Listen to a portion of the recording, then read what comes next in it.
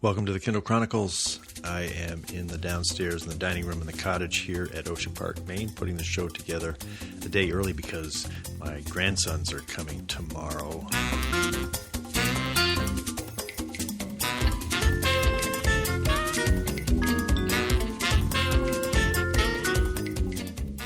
Jake 5 and Ryan 3.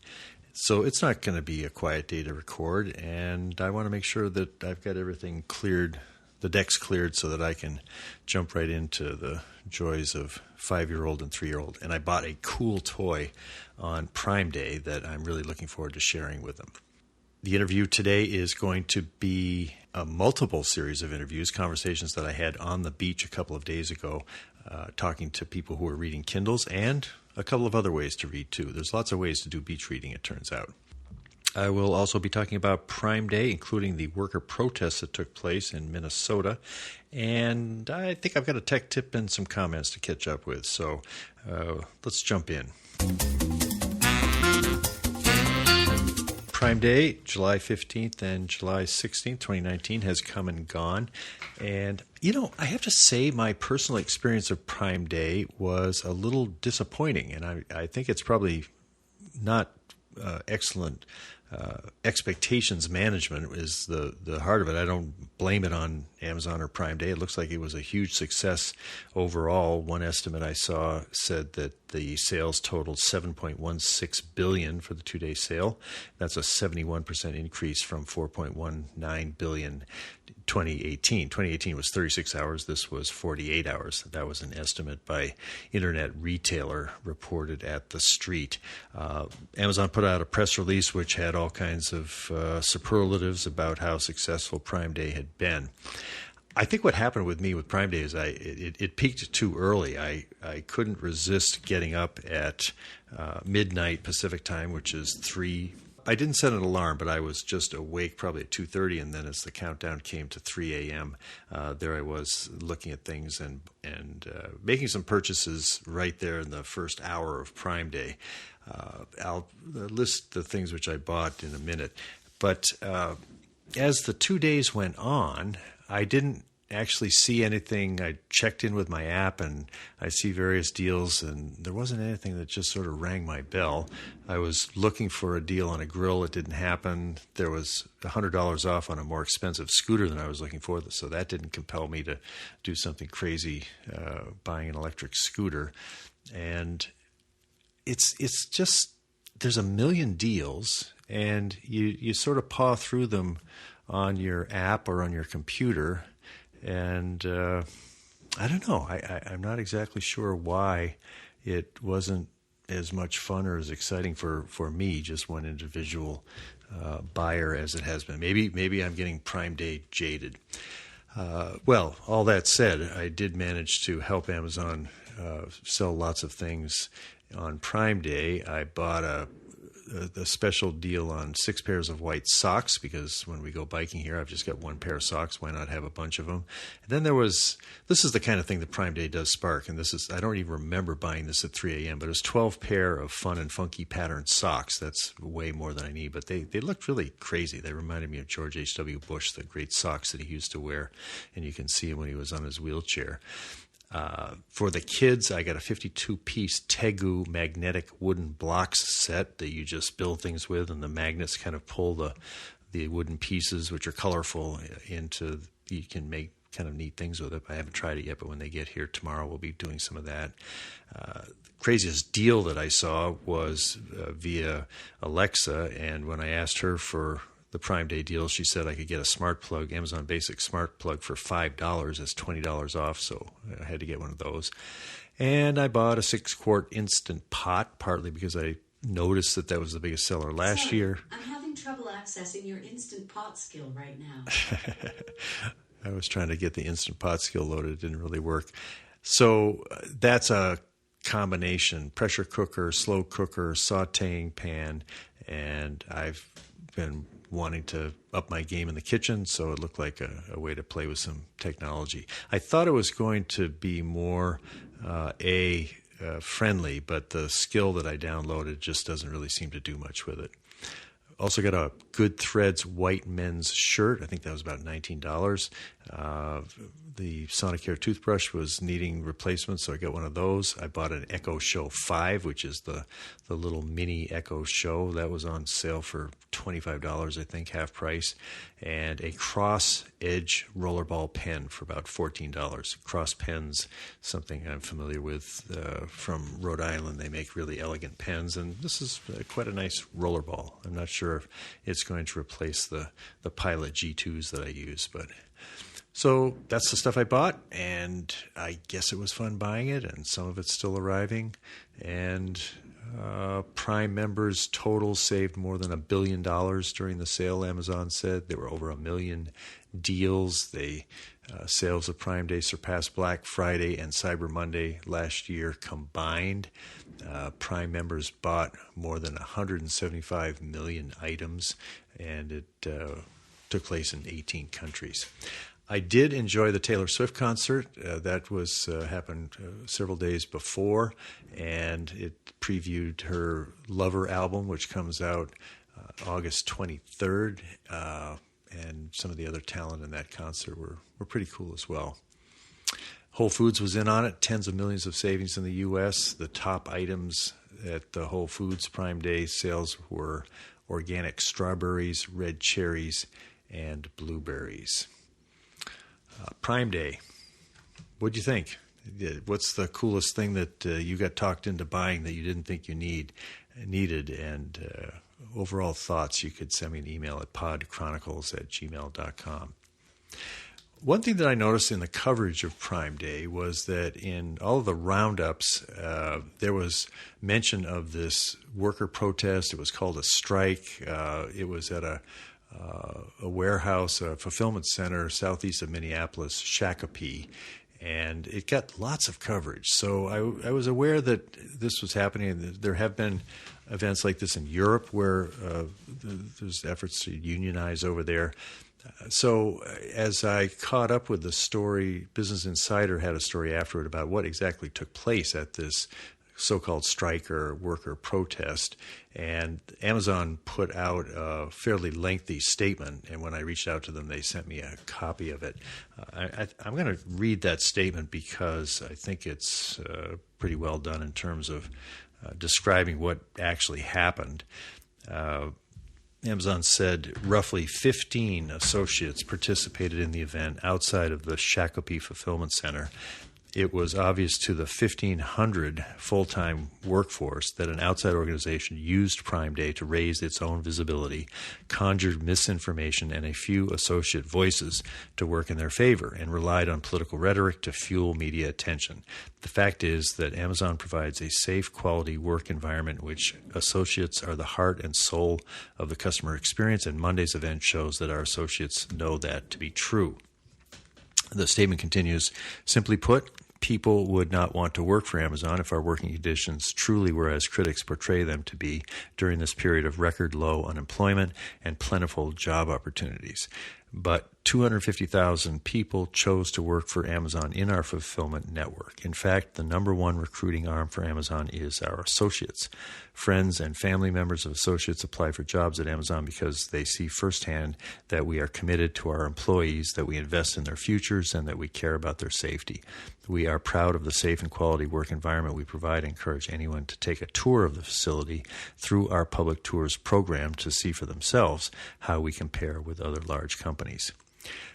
That had resonance with me because we did take a tour of a fulfillment center in Fall River a few weeks ago with my grandson James, and the safety was emphasized when we walked upstairs. You had to have a three touch walking on your feet and holding onto the railing with at least one hand, and it was just spotless, and people were using pretty cool technology to move the things around the warehouse, and it didn't feel, like Dickens, or I can imagine factories that would be less pleasant to work in, and I'm glad I don't have to work in a factory. I did work in a factory one summer between junior and senior year at Harvard. I was assembling tough piles that were kind of circular buffing mechanisms that were used for washing cars, and it was monotonous.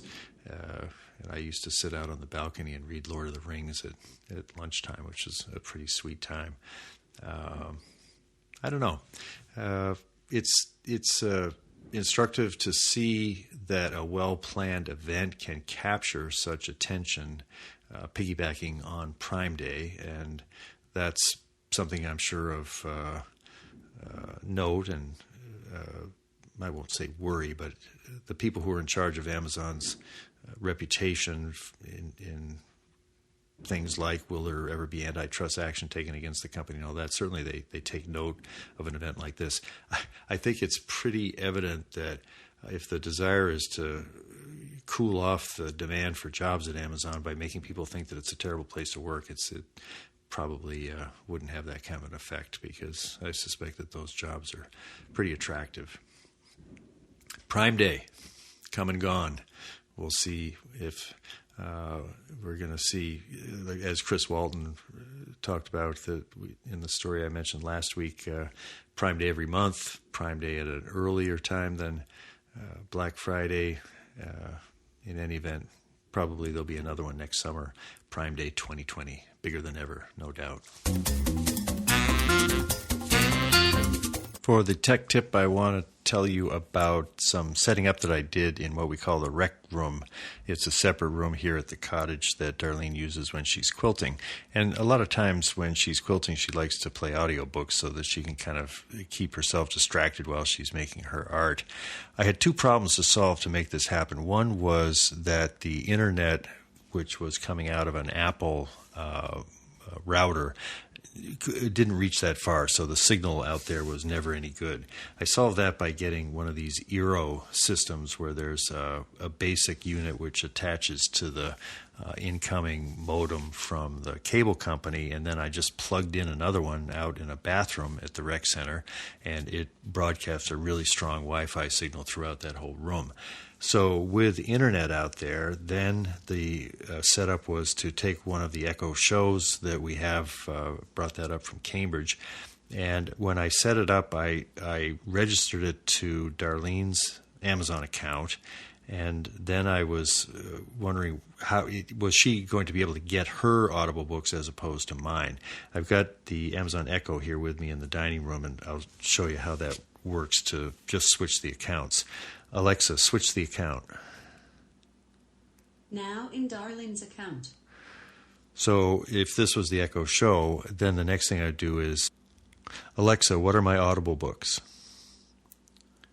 Darlene's library has 66 audiobooks. Darlene's most recent purchases include Maybe You Should Talk to Someone, The Cactus, and The Proposal. Check the Alexa app for a complete list.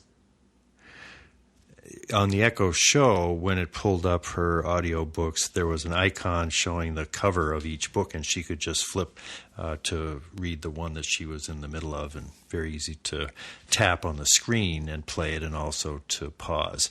If it was just an Echo device like what I've got here, then you're giving audio commands and not the screen commands as well. There are lots of other commands that you can give when you're listening to Audible books through Alexa, and you can pause the book, you can resume it, you can go forward or back, you can skip chapters, you can change the narration speed. That little Echo Show 5, which I had ordered, but for some reason it wasn't going to be coming till August, so I canceled the order and took advantage of the Prime Day deal. It's a sweet little unit. The screen isn't much bigger than the size of the screen on my iPhone 10 Max, and it sits on the horizontal. It's got a pretty good quality speaker to it, and I'm not sure it'd be sort of a bedside table. It might be a better option than the Echo Dot, which is the round Echo Show. I'm not sure it's really up to replacing one of the bigger Echo shows. We were doing a video conference with someone today from back in Boulder, and when I said, gee, we'll use this Echo Show 5, Darlene said, well, why would you do that? It's just too small a screen. We're not going to be able to see him. So I reordered things and we used one of the big Echo shows. But I'll be interested to see what kinds of use cases this smaller Echo show might be useful for. I mean, the main thing is the price. It's $50 when it's not on sale for Prime Day, and the other ones are a lot more expensive than that. Nicely designed. Now let's head down to the beach. That's what I did a couple of days ago. I took my iPhone with an iRig microphone with it. It looks kind of professional. I wanted to, as I was approaching people on the beach, to look like I had the equipment to indicate that I really was part of the media. And I was just going to find out who was using Kindles, why, and do some kind of improv conversations with people. And what you'll hear is each person which agreed to talk to me. I asked them to just tell me who they were and where they're from, and then we had a little conversation. So we'll string those together, and then as I headed back from the Old Orchard side of the beach to Ocean Park, I had some observations about what I'd heard. So that's our interview this week, and I think the total is about 25 minutes. I'm Kim Pilon. I'm from Ottawa, Canada. And do you come to Ocean Park a lot? I come every year for 3 weeks for the past 18 years. And what are you reading on? I'm reading on a Kindle Paperwhite. Uh-huh. Yep. And can you say what book you're reading? I should look it up. I've read a few. The Islanders. The Islanders. That sounds like a good summer read. Yeah, it was recommended by Ellen Hildebrand, who is always does a summer book based in Cape Cod area. So yeah, on her recommendation, I decided to read this. I think my daughter is a big fan of her because all of her, are they mysteries set on Cape Cod? Sometimes, yeah, they're like mystery, love story type thing. Yeah, just about life. They always come out in June, it seems. That's good timing. Yeah, just in time for the beach. How long have you been reading on a Kindle at the beach instead of paper? This might actually be my first year that I have. I got the Kindle because my husband doesn't like me reading at night with the light on, so that's why I have a Kindle, and it's a lot easier to travel with it. And this one has the light on the screen, so you don't have to bother him when you're reading in bed. Exactly. Yeah. The Kindle can save a marriage. It can. Have you noticed anything about how your reading has changed? Do you think you're reading more books or faster, or what's different reading a book like this on a Kindle versus paper? I think I read more books because as soon as I finish, I can just search and download another one quite quickly as well. Instead of, going to the bookstore and buying another one, I can just quickly buy it online. Do you have the 3G, or it looks like you've got 3G or Wi-Fi? Oh, I have Wi-Fi. Yeah. So you have to be on Wi-Fi to get your next book? Yes. Yeah. What % are you through with the Islanders? 22%. Oh, you better get to work then. Yeah. I've already read 2 books while I'm here, so actually 3, so this is my 4th. You're making good progress. Yeah, thanks to the Kindle. Great, well, thanks a lot. Okay, thank you. My name is Alan Crowell, and we live in Old Orchard Beach here in Ocean Park in the summer, and we live in the villages in Florida in the winter. Well, that's a nice rhythm. Yeah, absolutely perfect. How long have you been coming to Ocean Park? We bought our condo in September, so it's our first season. And how long have you been reading a Kindle on the beach? About 6 years. Oh, so that you were kind of an early adopter in a way. Perhaps. I read books after my retirement, and they became awkward and clumsy. I always had to have a light on at night. On the beach, the wind was blowing, and the Kindle was a very easy way to conquer that. And is that a Paperwhite or the basic Kindle? I think it's a Paperwhite. Yeah, right. And have you had other models in addition to that one, or you've had this the whole 6 years? Yes. And it's been reliable and works? Oh, yes, absolutely. Can you say what you're reading today on your Kindle? Today, I can't remember my author. You give me 2 seconds and I can tell you. But I'm on book 29. I like to read series books, and the author is Robert Parker, and it's a Spencer series, and it's book 26. Now he passed away, right? Is this one that he actually wrote, or the person that's writing them for him since he died? This is his early work, and he was a Boston guy. Yep. And what's unique is that as I read it, I can visualize all the places he's going and doing, and and a lot of the restaurants he's been to. So that, I think, is kind of neat. What do you like about his style of writing or the way he tells a story? It's my style. It's kind of basic. He's kind of can be rough a little bit, and then every other page I have to look up a word that I don't understand. Yeah, he's a pretty good writer. He lived. We lived in Cambridge, and he lived right around the corner from us. We never knew him, but we knew where his house was. Beautiful house. Yeah, cool. That's excellent. I read somewhere that every time he sold a new book, he added a new room to his house. It's a pretty big house. I wouldn't be surprised. He's got 35 or 38 Spencer novels, and then the next one I'm going to read is Kathy. What is it? The next series of books that I'm going to read with the same author. France and I watched it a little bit on TV. Yeah. Anyway, it's a Jesse Stone. Oh, and that's a different detective? Or? Different detective. My guess is the stories will be similar, but they're interesting. They keep you going, And I really enjoy knowing and the areas that they are. There's another author I've been reading is Doiron from Portland, Maine, and he's got a series. Maybe he's just new at it. It's maybe 6 or 7 books, and every time they pop up, I get them. So it's kind of fun. Now, when you're not on the beach just reading at home, are you still reading on a Kindle or sometimes paper books? Only Kindle, for the most part. Do you remember when you switched any changes in how you read books or the amount of reading you did on a Kindle versus paper? Yeah, I read more with my Kindle. Why do you think that is? Well, at night it's so much easier, and I can lay in bed for half an hour till I read. If I wake up at 3 in the morning, I can read without disturbing Kathy. And do you? They make it pretty easy if you're reading a series to just buy the next book in the series, right? Yes, that's the intent. But they seem to be out of sequence, so I print it out and I make sure the next book I buy or the next couple are in sequence, because it's I started doing it by just following how the Kindle puts it out, and I got kind of out of sequence on it. Are you subscribed to Kindle Unlimited, the $10 a month plan? I don't think so.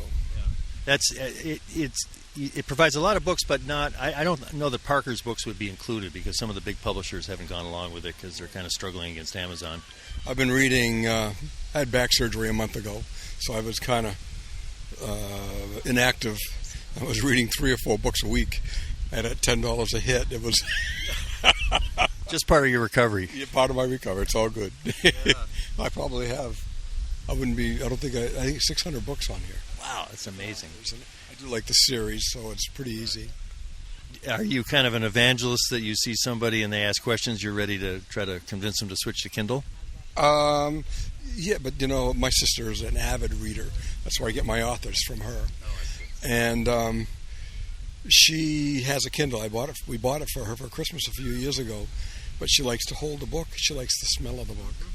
That doesn't do it for me. So yeah, I've noticed that there's just difference in aesthetics. There's some people that's more important to others than the convenience. And yeah, I find it very convenient and it's easy peasy. Yeah. And now, do the Parker books have that X-ray where you can, if you see a character and you can't quite remember who it is, you can look up information about the character?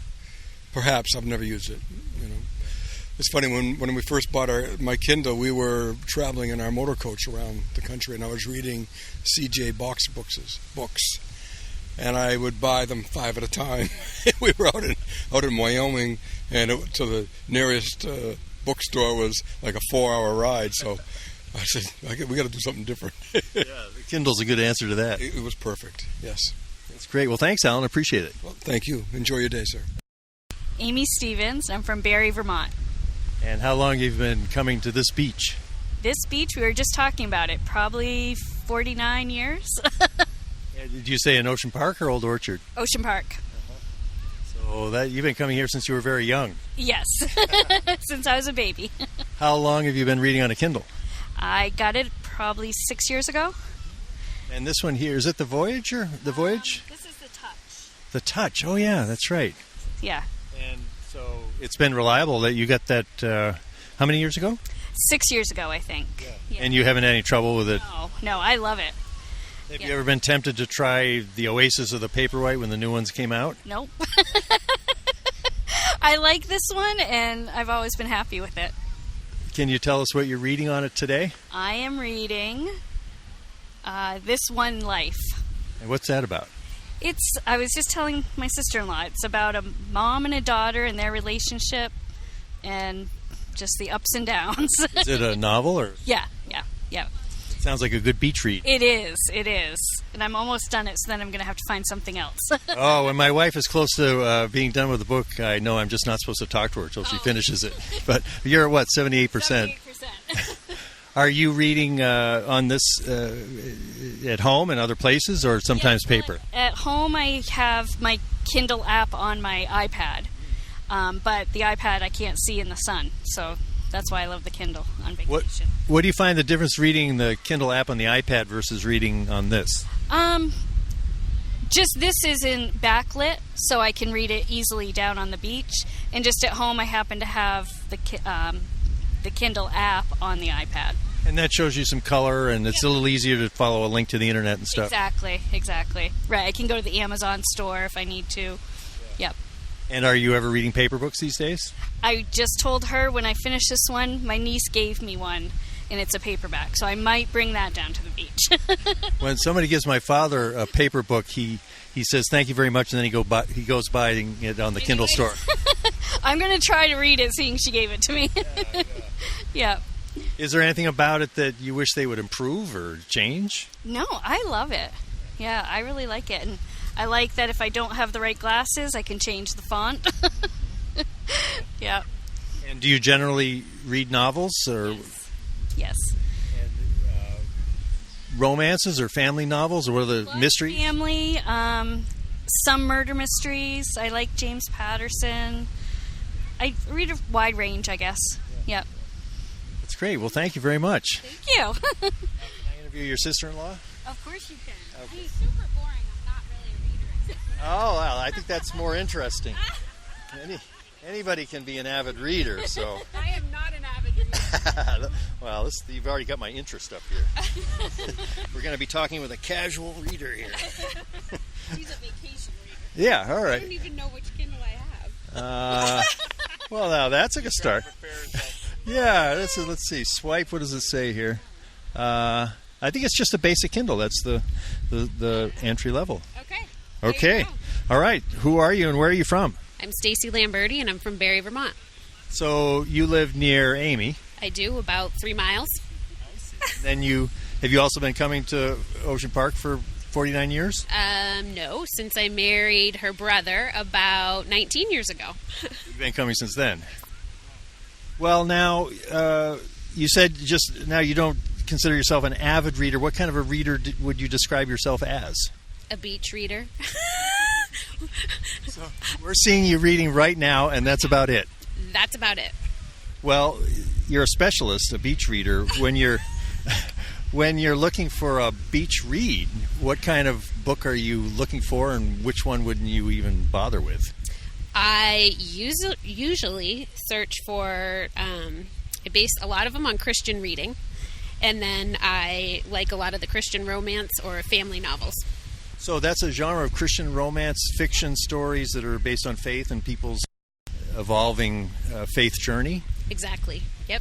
Are there some favorite authors that you like for that genre? Yes, Karen Kingsbury, Kimberly Ray, what's her last name?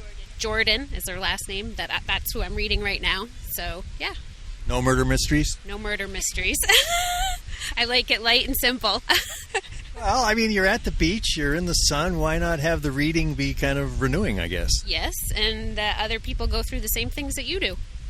They're just simple, light reads, and they're like, okay, they're relatable. Now, do you look up words a lot and use some of the tools on the Kindle, or pretty much just straight read? Not. To my sister-in-law's point, now that I've started having to wear glasses, you can make the font bigger, so you don't have to you still can wear your sunglasses and the font's bigger, but other than that, it's easy to bring down to the beach because you're not messing with the pages flipping in the wind. And how many books do you think you have on it now? Well, it tells me that I think that I have actually 40-something, so it makes it seem like I'm lying that I'm just a beach reader, but my kids have some books on there too. Or you spend a lot of time at the beach. Right. No, I wish that was the case. That is not the case. Do you know what you'll be reading next after you finish this book?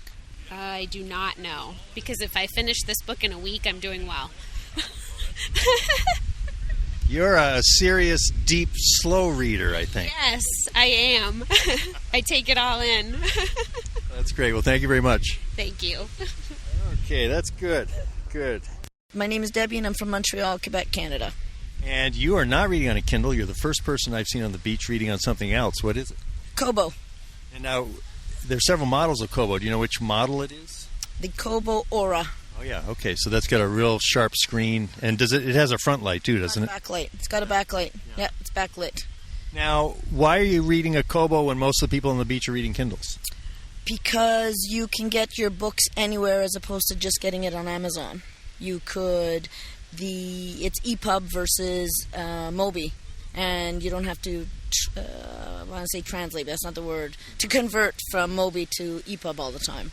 So where do you end up buying most of your books? Like there's a Kobo store. There's a Kobo store, or up in Canada we have Chapters, and that's where I get the books from. And then or book sharing. That's the other thing we can do. We can book share. How does that work? Drag and drop. Somebody saves the book, and you plug in your Kobo into their laptop, and you drag and drop it. Does that mean that there usually isn't digital rights management, where the publishers are licensing it? They're licensing it, but we're just going through passing.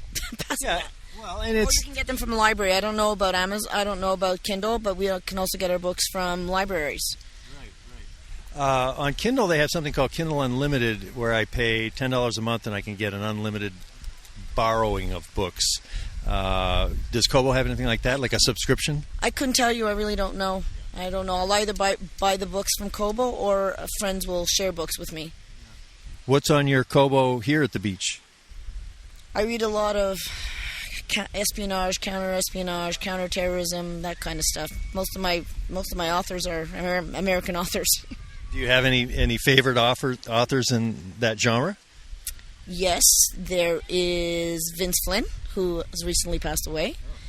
There is Daniel Silva. Now I'm reading an author called Alex Berenson. Too many to count, actually. Too many to even tell you. Do you ever want... Oh, yeah. Brad Thor. Oh, my God. Brad Taylor. James Patterson. Yeah. Do you ever just branch out into murder mysteries and different, as opposed to the espionage? Yes, but I can't even tell you what the authors are. And I'm actually, when I finish this, I'll probably read the Michelle Obama book that also was on here. Now, are you reading on your Kobo elsewhere, just not everywhere, all the time. Lunchtime at work, before bed. This is my reading material. And how many years have you had the Aura? Three. Yeah. But before that, I had the plain one, and before that, I had the other one. So this is my third generation that I've picked up. And they've been good quality. They've always worked. No problems. Yeah. They never wear out. It's just if you want to try to get a new model. Well, like anything else, the buttons will wear out. The on-off switch will die, like any electronic piece. Or you drop it and the screen break. Well, not this one. Sorry, that was my tablet that I dropped. Is this one waterproof? No, it's not. No, it's not.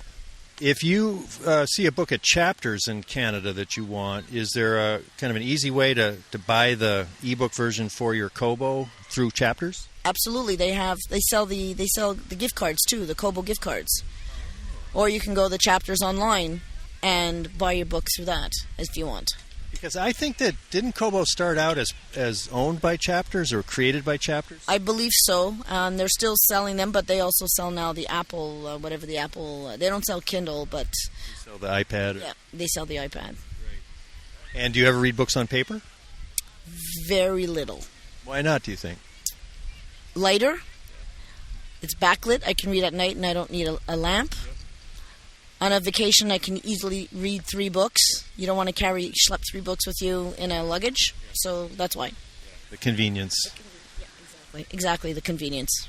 I think I read more attentively on a e-ink reader than I did on paper. There's less words on a screen, and it feels somehow more peaceful to me to read on a Kindle or a Kobo. I never thought of it that way.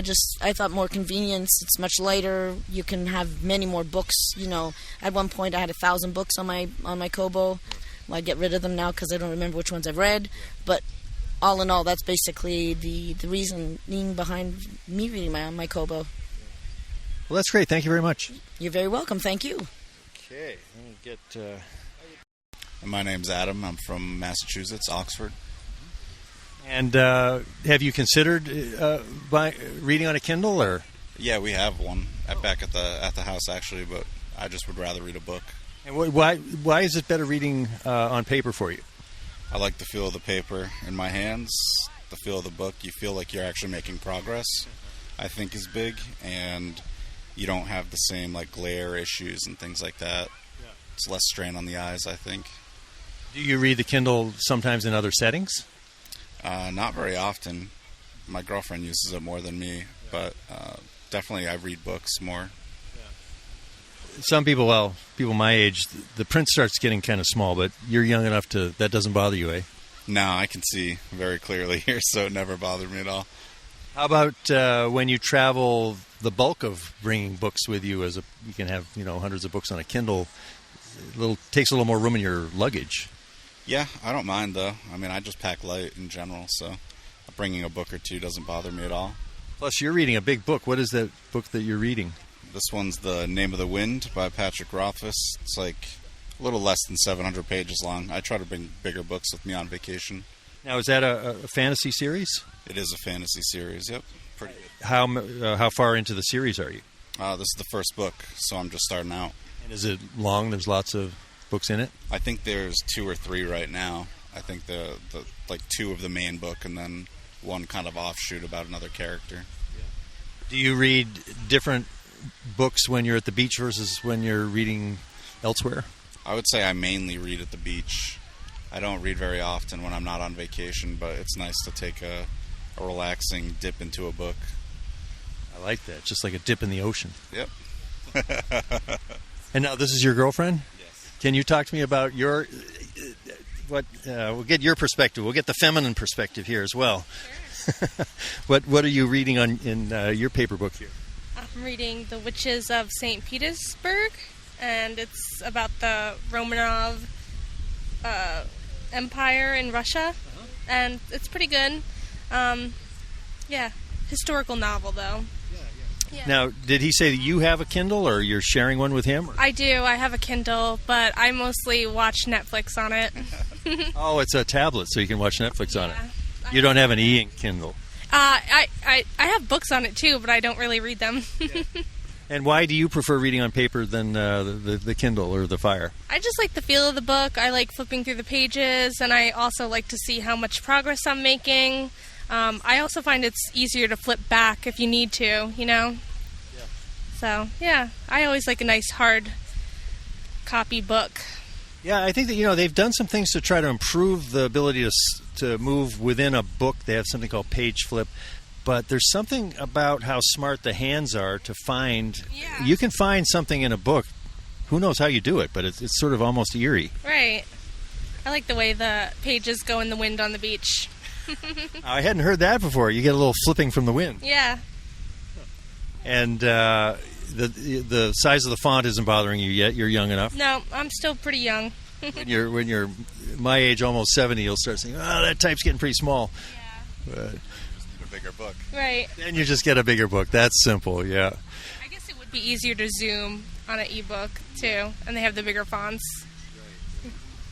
Well, I'm seeing, I'd say at least 2 or 3 to 1 paper books versus ebooks on the beach. Just walking up and down for about a half an hour. I also like how you can share books with people. We come, and I brought at least 20 books and left at the house that we're staying at, a little library. Yeah.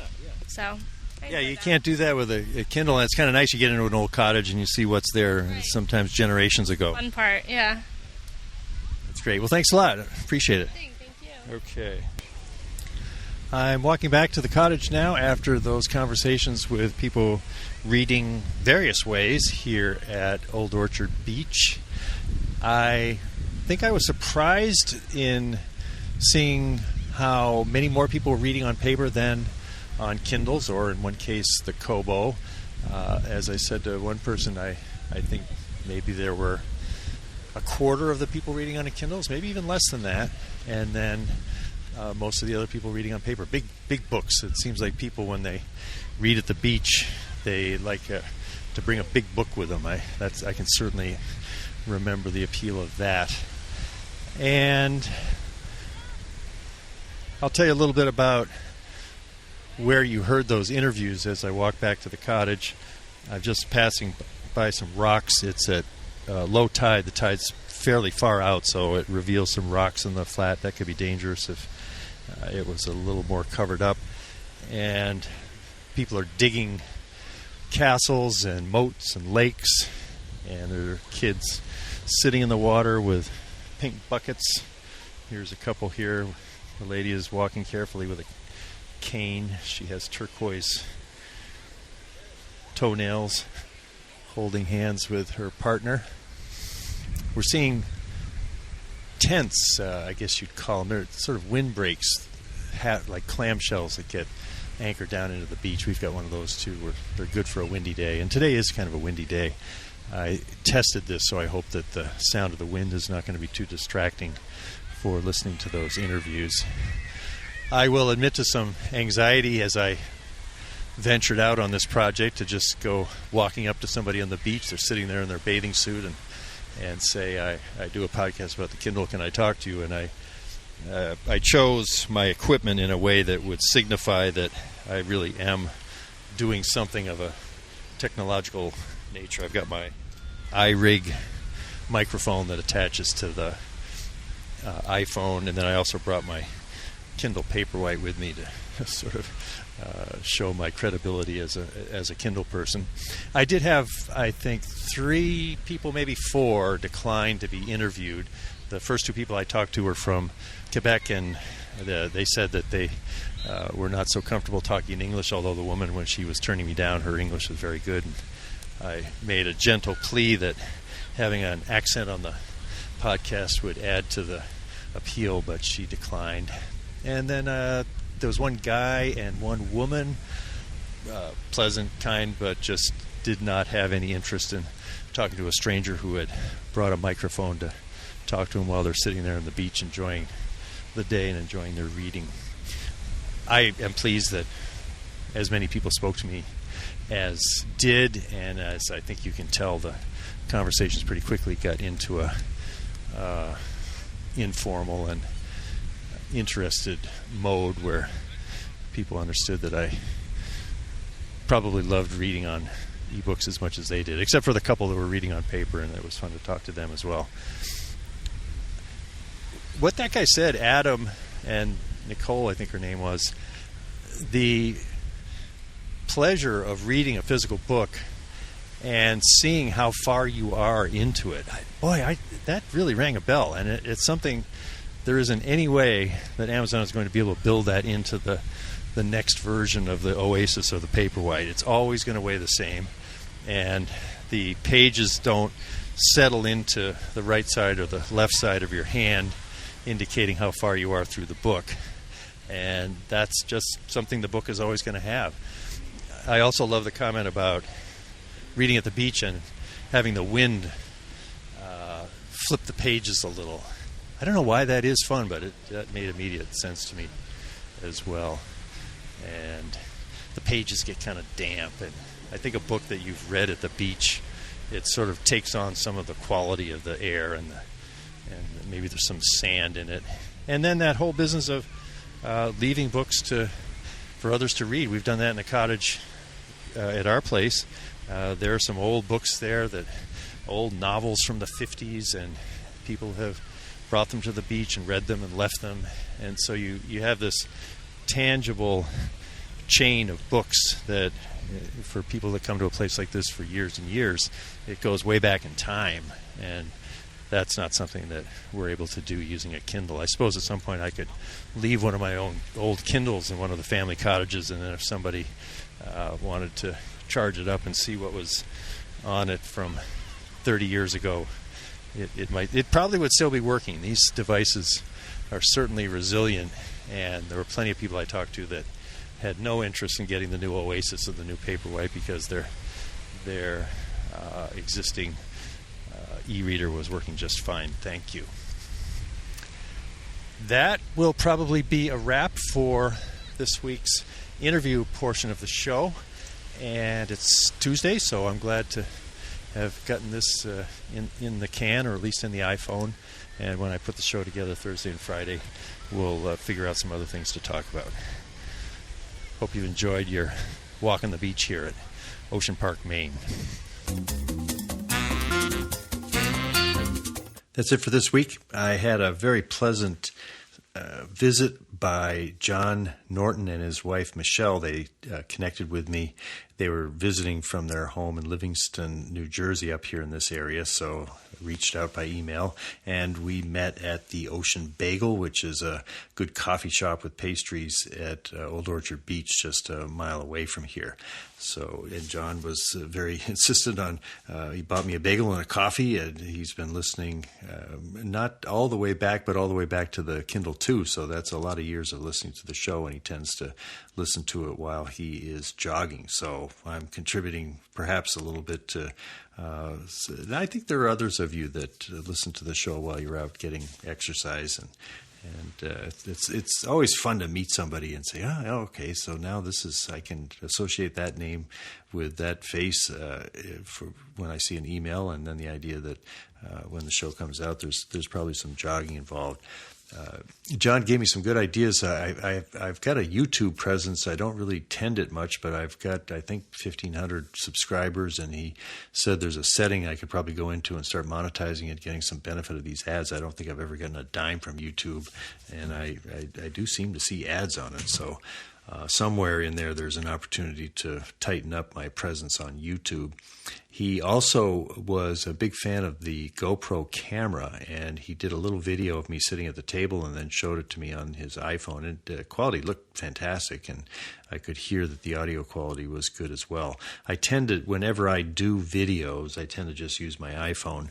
And I haven't, there was a couple of times when I captured video on a Skype call, and I think in a one-on-one I've used my iPhone or a video to capture, but it always distracts from the work of really listening to the person that I'm talking to and just having the audio channel. And I think some people are a little bit more intimidated if they think they're on camera. I think maybe I am too, that if I was worried that I was being filmed as well as recorded by voice, it's kind of an extra dimension that I think might take away from it. But John was a good evangelist for the possibilities of expanding the show into, I could even do a live stream, if I'm interviewing somebody, sort of put it up there so people could watch in real time. These would be all interesting things, but they would also add to the amount of work each week that it takes to put into the show. Let's see, coming up on 11 o'clock, so I've pretty well met my goal of being in good shape for when Mike and Rue and Jake and Ryan show up here tomorrow. They're going to burst in saying, "What's this mystery toy that you've been talking about, Grandpa?" Because I did a lot of expectation raising about those magnetic blocks, and it's going to be fun to play with them and then head off to the beach and dig some lakes and make some castles. This is Len Edgerly for the Kindle Chronicles from Ocean Park, Maine. Hope you're having a great summer. Take care.